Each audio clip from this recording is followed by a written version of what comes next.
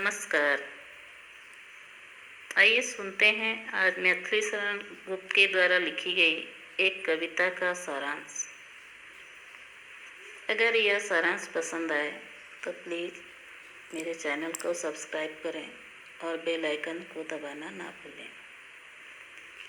बहुत ही सुंदर लिखे हैं मैथिली शरण गुप्त। मनुष्य को महान बनने की प्रेरणा दी गई है। जिसने इस धरा पर जन्म लिया है एक न एक दिन अवश्य मरेगा। इसलिए हमें कभी मृत्यु से नहीं डरना चाहिए। हम ऐसे मरे कि मरने के बाद भी अमर हो जाएं। यदि हम जीवन भर सत्कर्म नहीं करेंगे तो हमें अच्छी मृत्यु नहीं मिलेगी, अर्थात मरने के बाद कोई याद नहीं रखेगा। जो व्यक्ति दूसरों के काम आता है वह कभी मरता नहीं है, क्योंकि वह कभी भी अपने लिए नहीं जीता है। पशु जिस प्रकार अपने आप मरते रहते हैं, उसी तरह की प्रवृत्ति मनुष्य में भी कई बार दिखाई देती है, जो ठीक नहीं है। मनुष्य को तो मनुष्य की मदद करने में प्राण दे देना चाहिए।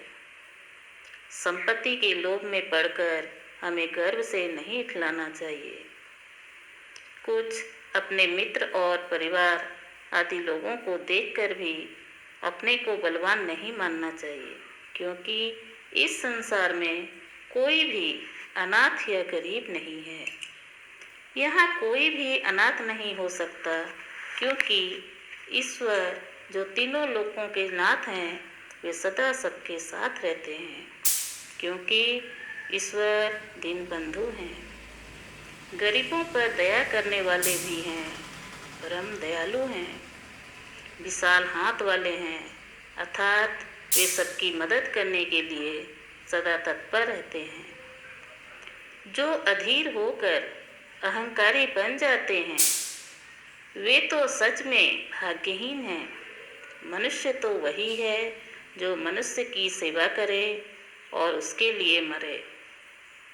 मनुष्य के लिए प्रत्येक मनुष्य बंधु है, परम मित्र है। इसे हमें समझना होगा। यही हमारा विवेक है। एक ही भगवान हम सब के पिता हैं। वे पुरातन प्रसिद्ध पुरुष हैं। वे ईश्वर हैं। यह तो सत्य है कि हमें अपने कर्मों के अनुरूप फल भोगना होता है। इसलिए बाहरी तौर पर हम भले ही अलग अलग दिखाई देते हैं, पर अंदर से एक हैं। हमें अंतर की एकता है। वेद ऐसा ही कहते हैं।